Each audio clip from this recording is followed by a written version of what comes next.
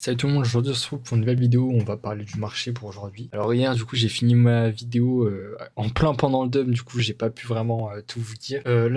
Actuellement il y a pas mal de gens qui peuvent penser à un rebond ou un bottom. Moi je serais pas si sûr en soi parce que déjà on a encore les Phoenix qui montent, on a pas mal de longs qui s'ouvrent, alors certes on a du short donc il y aura un short squeeze qui arrive. Mais en tout cas moi je suis pas si sûr qu'on ait tiré d'affaires. Là comme on peut voir on se fait rejeter dans la zone OTE. Donc il y a moyen qu'on aille plus bas. Même si on est dans la FVG Daily, pas sûr qu'elle tienne. On pourrait clairement aller chercher la FVG du dessous qui est ici, à peu près vers les 80 000. Ça ferait bas, hein, mais si le prix est décidé à y aller, il peut. Hein. Il n'y a pas grand chose d'autre à dire. Ce qu'il faut là actuellement, c'est attendre une inversion. Si à la limite on veut tenter un long, il faut attendre un truc clean. Là pour l'instant, la tendance elle est baissière, donc à la limite on peut trader la tendance. Là ici on aurait pu prendre un petit short. Bon après, j'ai pas fait gaffe s'il y avait des confirmations ou d'autres choses du genre, mais on va peut-être pu tenter quelque chose.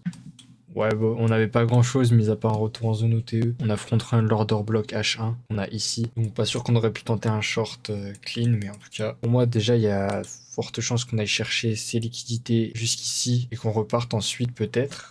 Un W bottom qui serait pas mal. Après, je pense que la plupart des stop loss, ils s'accumulent plutôt en dessous, donc à la limite, on pourrait faire ça si on voulait faire un W bottom. Ça reste à voir, ça reste à surveiller pour l'instant. Il n'y a rien, donc ne rien tenter.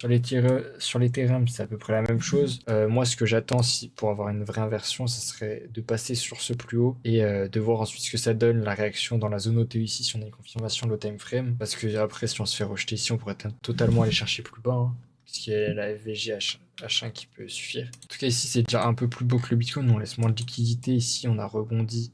Ici, bon, on peut clairement aller chercher un nouveau plus bas, à nouveau. Hein. Bon, ça serait sortir de la zone OTE. Ça serait pas quelque chose que j'aimerais voir, mais c'est possible de faire quelque chose comme ça. Pour l'instant, on sait pas. On peut totalement continuer de dump. Parce que là, on voit que vraiment, le marché est mou. Normalement, on est censé avoir une réaction haussière très forte sur un bottom. Là, on n'a pas grand chose. On traîne et tout. Ça ressemble pas à un bottom. Ce qu'on fait pour moi, c'est pas très beau. J'aime pas trop ce qu'on fait. En général, je préfère quand c'est plutôt quelque chose de rapide qui laisse pas beaucoup de gens rentrer sur le marché. Là, je suis pas super convaincu. Pour moi, il faut surveiller ces zones qui peuvent être intéressantes pour avoir un rebond et tenter un short. On a la zone OTE, on a un order block, on a une FVG. Peut-être qu'on pourrait se faire rejeter ici, donc à surveiller. Bref, c'est tout pour cette vidéo. Merci de l'avoir suivi. N'hésitez pas à rejoindre mes réseaux en description. Moi, je vous laisse là. Merci d'avoir regardé.